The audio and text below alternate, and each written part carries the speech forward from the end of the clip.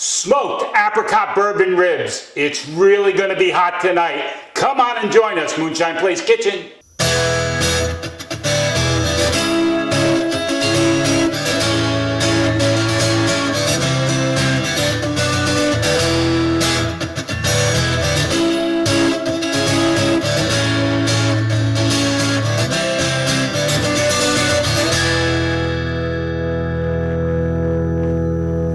Welcome to the Moonshine Place Kitchen. Boy, do we have a treat for you today. We're going to be making smoked apricot bourbon ribs. Yes, it's going to be delightful and delicious.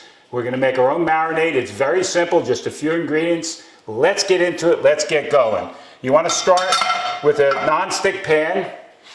We're going to put a little bit of butter in there, maybe about 2 tablespoons of butter. I've already heated this pan up a little bit. Get that butter melting, and into that we're going to stick 1 small onion, small to medium onion, finely chopped. We're going to saute that up a little bit, get that going, okay? We want to get the onion kind of to caramelize a little bit, okay? And then to that we're going to add a little bit of garlic, 1 clove of garlic. We'll get that in there, and I know you've watched our shows, you know that I usually put a little bit of olive oil in with my garlic after I chop it up. It's finely chopped, but I like to keep it coated in a little olive oil. It's just a nice little way to keep it fresh while we're waiting to cook it, you know? As you would expect, I cut all these ingredients up before we get started, so I don't have to waste a lot of time on the video. We've been trying to rush these videos along a little bit as of late. To try and get a little bit less overall run time. Okay. All right. So we've got our onions and our garlic caramelizing. To that, once again, if you've watched some of our shows, you know that Sarah Beth's out of New York, Bronx, New York, Sarah Beth's, we'll get it on this camera here. Sarah Beth's makes the best jams, jellies, preserves, the best I can find. Now, normally I would go for French preserves, some of the stuff brought in from France, but I have now found that Sarah Beth's is the best. It's absolutely the best. And what I did is I went out and got some orange apricot marmalade. This is a 9-ounce jar of orange apricot marmalade, and in it goes. All of it goes in. All of it goes in. That's a really, really pretty thing. The problem is once you open the jar, if you taste it, you're not going to even want to do this. You're just going to want to eat the whole jar on a piece of bread or whatever. You know what I'm saying? So right in that goes, okay? And then to that, we're going to put in 1 cup of Heinz chili sauce. 1 cup of Heinz chili sauce. Now, you can go ahead and take fresh tomatoes and puree those and add chili powder to it. It's basically the same thing. So we'll get that in there. And let me get a utensil going here that's going to actually help me to get this mixed up a little better. All right. Okay. Now that we've got that going, we're going to go and we're going to put a little molasses in. Let me get this mixed up a little bit better. Okay. That's a nice thing. All right, now we're going to get a little molasses. Now I'm using Grandma's molasses. You can find it in any market. It's a good one. This is the original. Okay. So to this, we're going to put in 1 tablespoon of molasses. A little bit extra. Okay. So that's in. And that'll make a mess laying around. Okay. And then we're going to add a little Jim Beam bourbon. Now I have honey infused Jim Beam bourbon. You can use a more expensive bourbon. Woodford Reserve is my bourbon of choice, especially their double oak. It's really a fantastic bourbon. But for this sauce, you don't really need to put the really expensive bourbon in. To buy the Woodford Reserve, the twice oak, you're going to spend somewhere between $80 and $90 for a small bottle of it. This bottle here, I just bought this for about $11, something like that. So we're going to put in the better value of, well, about a third of a cup or so, but we'll stick that in. But of course, before we put this in, let me turn that down a little. We got to try it, make sure it's good. A little shot of bourbon. Salute. It's Jim Beam. Actually, it's not bad. The honey taste is really good. So I'm going to go ahead and start putting some bourbon in right away. That's about it for now. Okay, oh, here's the cat. Let's get this moved over. Now later on in this process, we're going to add a little bit more bourbon before we finish this up. But we're going to cook this bourbon in right now, okay? Now we got that going in there. We'll bring this back up to a nice slight boil.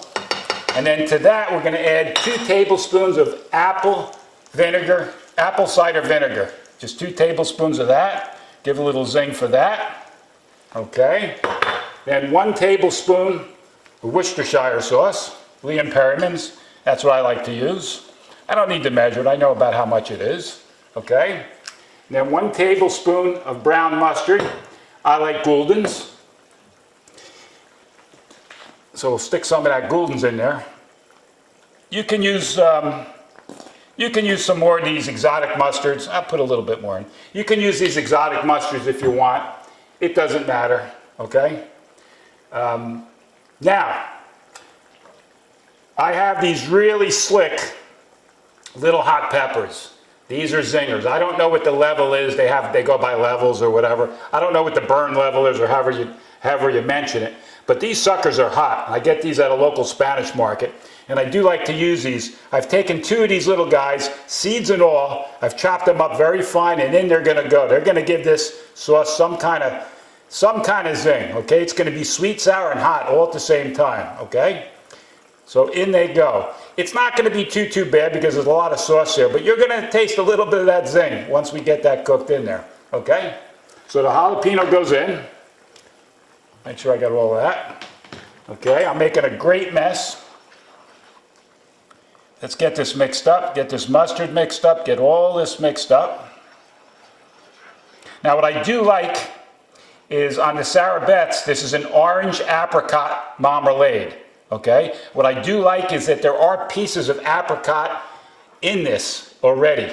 I really like when we're doing this, when there's pieces of fruit, when we actually marinate the ribs, that there's pieces of fruit hanging out on the ribs. I like that. I like those little chunks of fruit.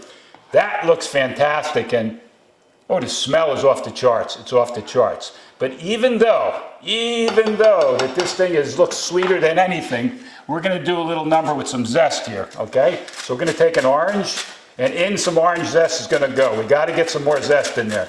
We want all these flavors really going nuts in this. Oh, that smells good. That smells good. You know, when you marinate the ribs, which we'll do overnight. This is the night before. We're going to cook this tomorrow, and I'm going to marinate them. Right now, it's about 6:30 at night, and we're going to actually cook these ribs tomorrow afternoon.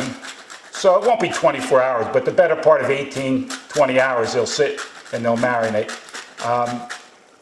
You really want to get as many flavors in as possible, so it really seeps into the meat, and the meat really develops a really interesting flavor. I know it's kind of crazy to say what I just said, but it's really important. So I like to use zest in as much things as I can. So we'll mix that zest. Oh, that smells really good. Really good. We got our orange zest in there. We got everything working. It's our own marinade.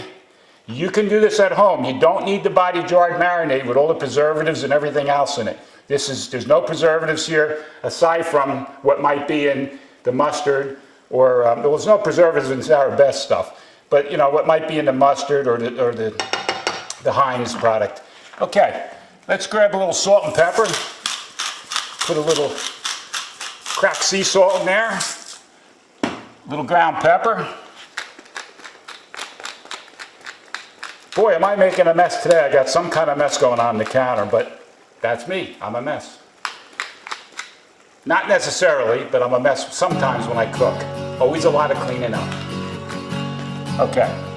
We look like we're in pretty good shape here. So what I'm going to do is I'm going to really turn this down to just a light simmer, okay? And I'm going to let this cook for 20, maybe 30 minutes and let this reduce. I'm going to go ahead and I'm going to stir this every once in a while. I want this to thicken up as much as I can. We're not going to use the marinade while it's hot. We're going to let it cool. We're going to put it in the refrigerator. We're going to let it cool. And later on, when it cools down, it'll form up a little tighter. Then we'll brush it on the ribs. The ribs will relax with this overnight. And by tomorrow, we'll have something special. Come on back. Come on back. We'll be ready to go.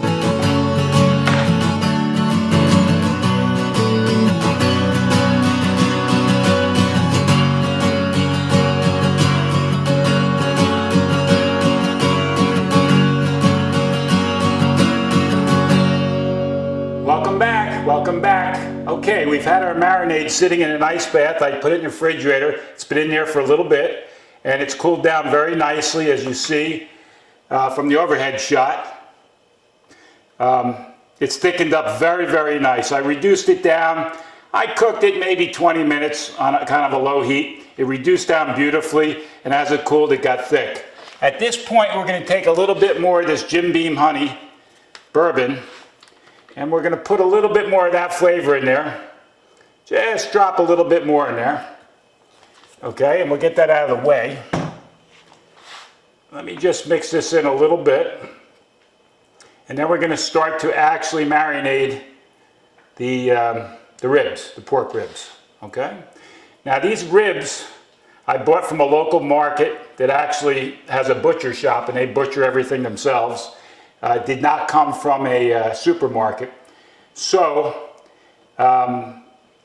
they gave me a nice little rack and a couple extra pieces. So we're going to do the couple extra pieces as well. Why not? We'll eat it all up. The smell here is off the charts. That essence from the orange and the apricot and all the different flavors that are in here, it's just pretty much off the chart. So let me move this out of the way for a moment. Hopefully I don't spill the water everywhere. But here's our ribs. Let's start with the underside here, the belly here, and we'll go ahead and we'll coat some of this first. This is not any different than anything you've done at home. Basically just paint it on, okay? There's going to be one more thing we're going to do that sort of is important. We're going to do that on the top side, but let me get this painted on the bottom. And it's chunky, so we're going to get all the chunks on everything. It doesn't make a lot of sense to just marinate the top. So we'll marinate both sides, because you do eat both sides of the rib, last time I checked. At least I do. I chew everything right down off the bone. And when we do smoke these, we're going to use some beautiful mesquite wood, Texas mesquite wood, and we're going to smoke it on a regular gas grill. Yeah, regular gas grill. You can smoke on your regular gas grill, your propane. My grill is actually natural gas, but you can smoke on a regular gas grill. It just takes a little bit extra effort, and you have to be on top of it. You can't walk away from the grill because you got to make sure that the wood, while it's burning, doesn't get too hot. You got to watch out. What I do is I spray a little water on it once in a while, which actually helps.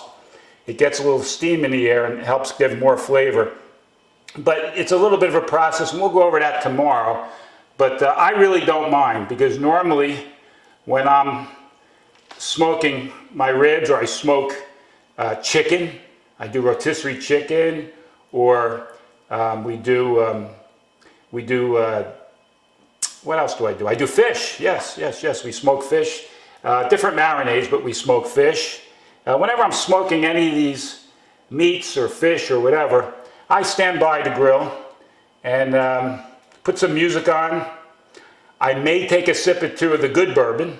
I may even make an old-fashioned. So I'll sit there and I'll enjoy it and really enjoy the actual cooking process. Now these two little guys I'll do in a few minutes, just so that you can see what's going on. There's no time wasting all my time. So that guy's marinated up pretty good. I put it on pretty thick, okay? Now the last thing we're going to do, and my hands are a little bit dirty, let me go ahead and wipe my hands off here. But the last thing we're going to do, and don't cringe, is we're going to take some of that beautiful Florida Crystal sugar, and we're going to sprinkle it all over the top. Whoa, what's he doing? He's going to kill it. It's going to be too sweet. No, it's not going to be too sweet, because the chemical reaction of this sugar It doesn't come out sweet. It gives a flavor. You get that beautiful caramelized flavor, but it doesn't taste sweet. It doesn't really add a lot of sweetness to the meat. It just gives it a nice flavor. It doesn't give it a crust because the grease in the ribs won't allow the crust to actually form. It sort of melts it away, but it gives a caramelized flavor without the sugar, the overbearing of sugar on it. So there you have it. I'll go ahead and do these two guys next. I'm just going to cover it with saran wrap, get it in the refrigerator. We'll be back tomorrow.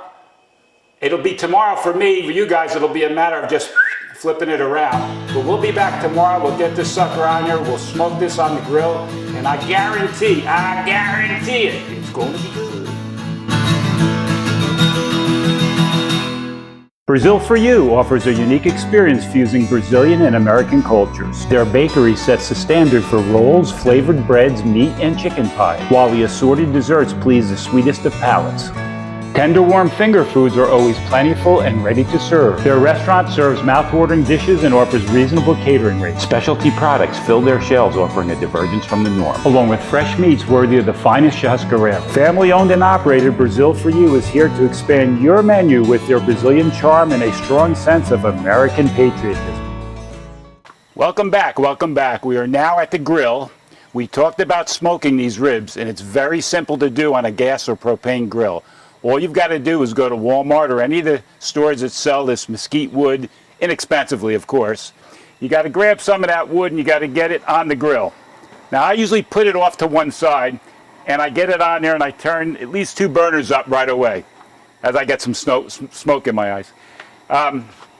You want to get this wood smoldering a little bit, and I've got some water on the side. If it flares up, I'm going to give it a little shot to kind of cool it off. But right now, it's been burning about 10 minutes. I got a really nice little smoke going right now. I'm going to shut this, and basically we're going to go ahead and put our ribs right away. Okay? So let me go ahead and open this up again one more time, and we're going to get our ribs. We're going to put our ribs right on. Okay? Now, I'm going to let this stay up in temperature right now. We're about 375. I'm going to let this stay up in temperature just a few minutes, and then I'm going to turn it way back down to about 225, 250. I'm going to try and maintain that as best I can for a long period of time. It's going to take some time, probably the better part of 2 hours to smoke these ribs. Just hang loose and watch them smoke. That's all there is to it at this point. Don't go away, we'll be right back. Welcome back, welcome back. Our ribs have been cooking now for the better part of 2 hours, a little over 2 hours. Most of our wood is gone. It's really pretty much most gone now. I've got my trusty little electronic fork here. We should be around 171 degrees on the thermometer for well done on the ribs. So let's take a look here. And she's coming right up. Yeah, 170. Well, we're over 180 here on this one. Let's try this one. Yeah, we're over 180. So they're ready. We're going to pull them off the grill. We're going to start to slice them up and see what we got. Let's get them on the cutting board, and I think we got something good here. Be right back. Oh boy. And there you have it. Smoked apricot bourbon ribs. Ho. What a beautiful thing that is. Not that difficult to make. Your own marinade if you want to go ahead and tackle it. It's not that tough to do. A little bit of mesquite wood on the grill. You can do it on your own grill. You really don't need a smoker to do this. A couple of hours of smoking and you've got a beautiful, beautiful, tasty treat. Well, there you go, folks. I want to thank you once again for joining us on the Moonshine Place Kitchen, and we look forward to serving you again.